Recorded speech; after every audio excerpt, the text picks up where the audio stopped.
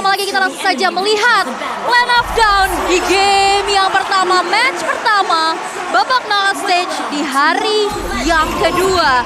Dan Ciku yang berubah kembali, ternyata ini adalah Hayabusa Mid-kah? Karena partisnya yang di jungle. Ada perubahan lagi yang terjadi. Partisnya Benar-benar kreatif dari apapun itu yang sudah Haya Goldland. dihasilkan. Tapi Haya, Om Wawa, Haya Goldland. sudah ada Hayabusa untuk menjadi jungle. Tapi ternyata coba lihat, Ciku menggunakan Hayabusa di area Goldland. Ya, yang berarti Haya Goldland oke. Mungkin masih bisa, tapi dari sisi farmingan berhadapan dengan marksman dia akan ditekan habis-habisan. Jadi sangat berbahaya sekali untuk Ciku kalau memang mau head to head secara langsung berhadapan dengan Beatrix dari Skyler. Cuman kalau memang bisa dimainkan ya, Martisnya harus cepat level 4 untuk bisa nge-backup dia. Wow, Todak masih punya kejutan ya untuk match keempatnya di M4 kali ini. Tapi udah ada gangguan nih dari Wah, ini di bagian tengah coba lihat ada 3 player lalu kemudian ada satu tadi, hal yang hampir saja membuat player dari RRQ Osi berada di dalam ancaman yang sangat-sangat mengerikan. Clay masih bisa pergi dari tersebut, tapi coba lihat rival masih bisa melawan farmingan dan mereka kembali ke patternnya masing-masing. Wow, kejutan demi kejutan kian terjadi ya. Tapi sejauh ini belum ada first blood, walaupun kita lihat first blood rate-nya. Nomor 2 untuk Todak dan nomor 9 untuk RRQ. Dan kita lihat di area XP lane. Ini Momo berada di XP lane sebagai Popokupa dan tugas dari Yamski ternyata nge-gaping ke XP-nya dulu untuk pergerakan dari R7-nya terbatas. Bahkan sekarang belum level 4. Ya, kenapa dari marksman-nya ditaruh di XP lane? Kita sudah berbahas ini di group stage. Ya. Turtle-nya akan di-setup dan akan diambil oleh Todak. Yep. Ya. Jadi mereka ingin untuk menang team fight apapun yang terjadi, Turtle yang pertama akan menjadi milik Todak. Yes, dan ini dia Turtle Camp by UBS Gold yang sudah muncul. Akankah menjadi milik Todak ataupun RRQ karena setup sudah dilakukan? Wah, itu coba lihat. Ada kondisi dan first blood. Berhasil didapatkan first blood. Infinity pun berhasil langsung aja diambil oleh RRQ, tapi R7 tertinggal sendirian di tengah-tengah kerumunan player dari Todak. 1 untuk 1. Yes, tapi saat ini gimana Turtle yang sudah mulai dipoke juga rival. Sudah mencoba untuk menarik Turtle ke area dari sisinya. Begitupun dengan ada 3 player dari masing-masing tim. Mencoba untuk saling mengganggu saja Void Crystal dan terbuka dan Albert di sana tertahan. Oke, no. Ada beberapa player dari RRQ malah langsung menghilang. Dan Turtle Slain Bayu Baseball pun berhasil langsung diamankan oleh Todak. Bahkan untuk kali ini Yamski dengan darah yang gak begitu banyak masih siap untuk langsung maju. Tapi R7 Furious dan Dragonta semuanya dikeluarkan guna untuk bisa mengusir player dari Todak. 2 nyawa ditukar dengan adanya Turtle. Tapi kita bisa lihat juga dari gapnya udah mulai dipersempit lagi.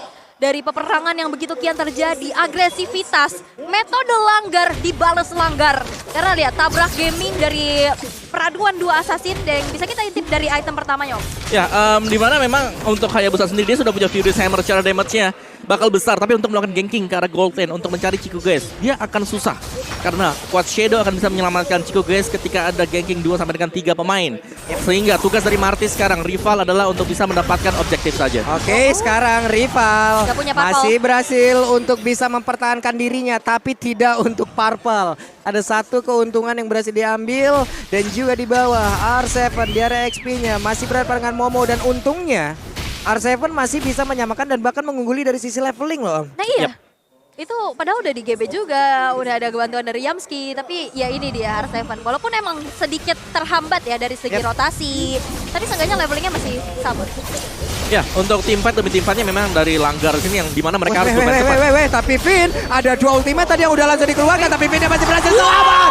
Dan untuk kali ini game-nya pun berhasil dihancurkan. Ada 2 source ultimate yang memang benar-benar terbuka, dan bahkan untuk kali ini Momo sendiri yang terjebak di bagian bawah, bahkan langsung dihajar begitu saja. Akankah dia berhasil kabur dari tersebut? Tapi tidak, karena RRQ begitu menggabung dan juga membalaskan apapun yang terjadi di area mid. Wow, dan bahkan sekarang keuntungan bisa diamankan oleh RRQ. Dan ada sedikit kendala terjadi.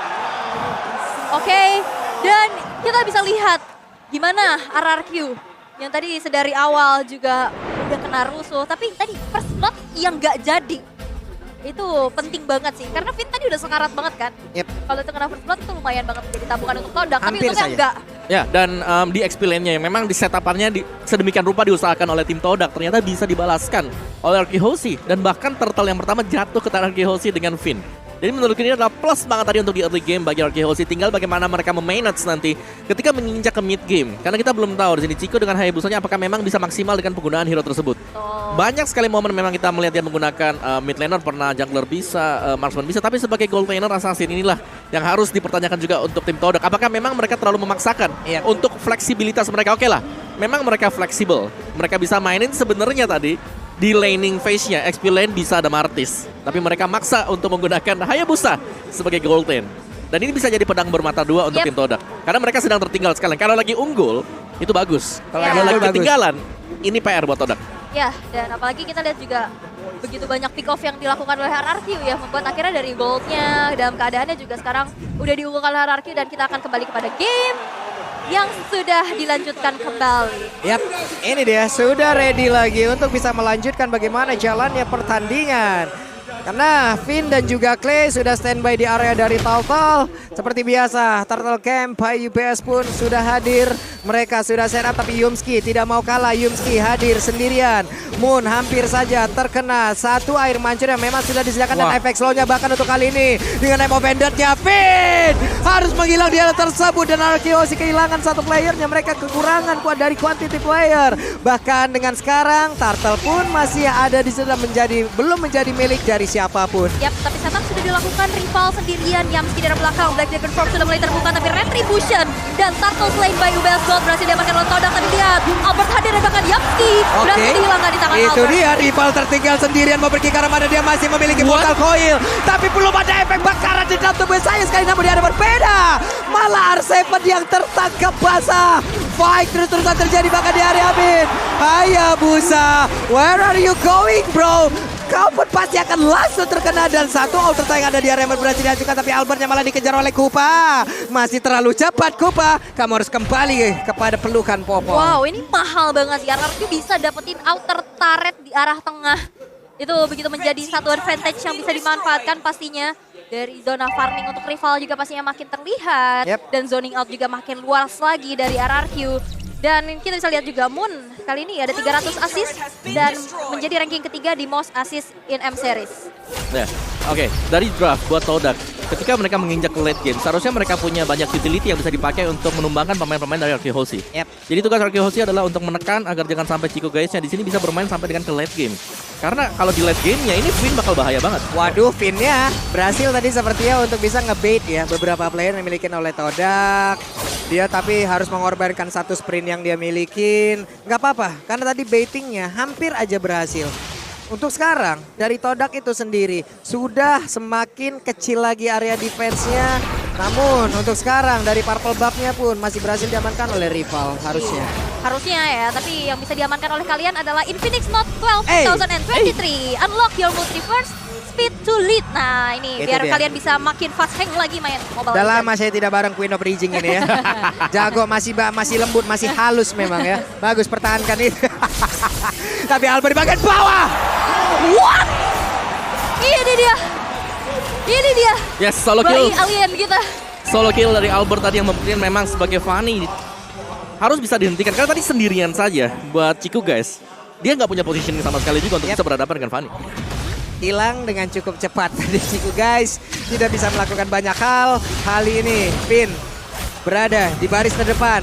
Rival, akankah dia berani masuk dengan Mortal Coil ataupun dijepit dengan Asura yang dia punya terlebih dahulu. Tapi rival berhasil didorong mundur. Skylar udah memberikan damage balasan dan harusnya Turtle Slide by Baseball pun berhasil dimiliki oleh RKHC. This is the power of RRQ, setup yang begitu baik. 4 orang sekaligus mengamankan Turtle yang ketiga. Ini akan menjadi keuntungan lagi dan lagi. Sekarang network sudah berselisih di angka 2000 dan bahkan Skylar sudah mengantongi Malvin Roar. Wait, mau pergi ke mana? Dan rivalnya ternyata masih bisa selamat. Bahkan kali ini rivalnya akan membalaskan keadaan kah? Tapi R7 boleh masuk, coba dia.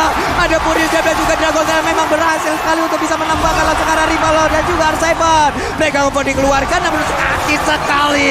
Beatrix-nya, Prince, Skylar mendapatkan satu positioning begitu indah dan juga bisa memberikan damage yang begitu menyakitkan. Wow, sakit banget, bahkan 3 player dari Todak berhasil untuk dihilangkan. Begitupun adanya satu inner turret di arah top lane. RRQ semakin jauh meninggalkan Todak dari segi gold dan bahkan inisiasi ke area jungle terinvasi sudah. Outer turret di area bottom lane pun sudah tidak akan bisa lagi dipertahankan. Dan ini akan menjadi objektif yang begitu mahal untuk RRQ. Ya, menurut tadi rival ya, dia agak sedikit terlambat untuk mengeluarkan Mortal Coil dia tadi. Sehingga bisa terangkat ke atas dan bisa dieksekusi oleh pemain-pemain dari RQ Hoshi. Tapi bagaimana serangan dari RQ Hoshi juga? Mereka sudah mulai mengkotakkan Todak untuk tidak keluar melewati perbatasan sungai ini. Wes, Renner apatinya mulai masuk dan juga berasa ya damage-nya ya. Udah berasa gitu, kena gitu. Itu tajam banget ya. Eagle eye.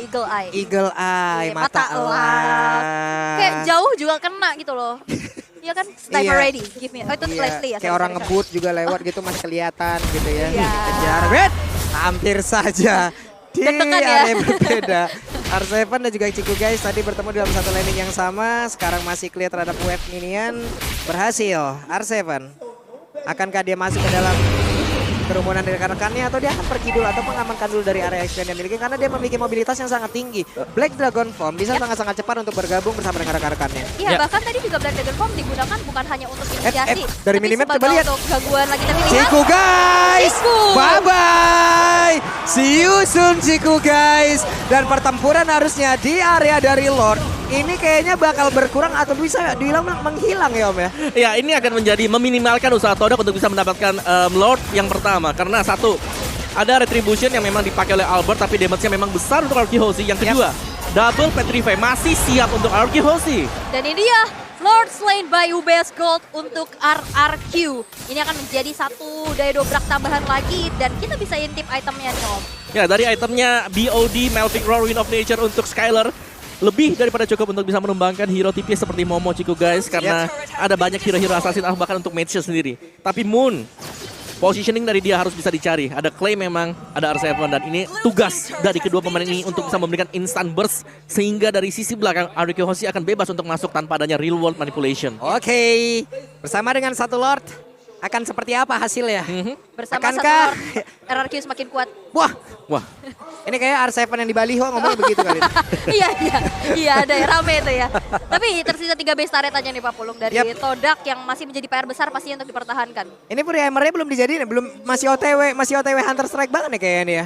Dari Beatrix itu sendiri, Lordnya sudah ada di area dari top lane yang dimiliki oleh Todak. Mungkin Lord ini masih begitu lembut, masih belum terlalu kuat. Tapi setidaknya ini pun akan bisa menjadi daya dobrak tambahan untuk RRQ Hoshi agar bisa mendapatkan satu kemenangan. Namun ternyata untuk kali Nemo Pendant yang berhasil mendapatkan langsung ke arah dari Finn. Bahkan mereka hampir saja. What?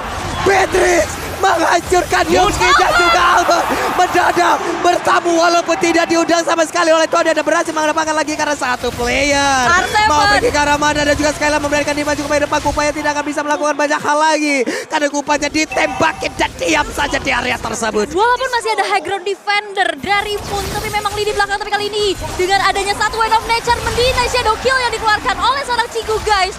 Tanpa adanya trade eliminasi, RRQ masih memegang keuntungannya. ya ini bakal ya balik lagi dari Todak yang belum punya item cukup dari sisi defense-nya ya. Karena dari offense RQ Hoshi mereka sudah cukup matang sekali. Adanya Black Dragon Form, adanya juga Ocean Oddity bersama dengan Breath of the Ocean sudah lebih daripada cukup untuk bisa menumbangkan Yif. Tapi positioning dari Finn harus juga bisa di-cover oleh rekan-rekan yang lain. Tadi dia tumbang sendirian, yang untungnya memang Yif dari posisi tidak bergerak juga. Ini dengan dua dari masing-masing hero yang udah diamankan ya. Mereka sebenarnya sama-sama memiliki keuntungan bermain di gang sempit kayak begini loh. Martis orang berkumpul di gang sempit kayak begini, asurannya connect, mortal coilnya semuanya bisa. Konsil. Dan sekarang ada konsil yang dikeluarkan, masih sempat untuk mengeluarkan lagi ke arah satu rokok. Yang berhasil ditarik lagi dengan satu pemain pendek. Akankah ini menjadi milik kemenangan yang dimiliki oleh RRQ Hoshi? Karena mereka semua bersama dengan Albert. Bahkan ada lagi pergerakan Beatrix di area tersebut. Dan wipe out. Todak mencoba untuk bermain all out, tapi balap berakhir. Wipe out. Wipe out diciptakan oleh RRQ. Tersisa Skylar dan R7. Akankah ini menjadi akhir karena satu wave minion di arah atas akan langsung saja mengantarkan kemenangannya karena beda sudah dibuka dan kali ini base-nya akan menjadi milik RRQ Hoshi. RRQ Hoshi memiliki game yang pertama.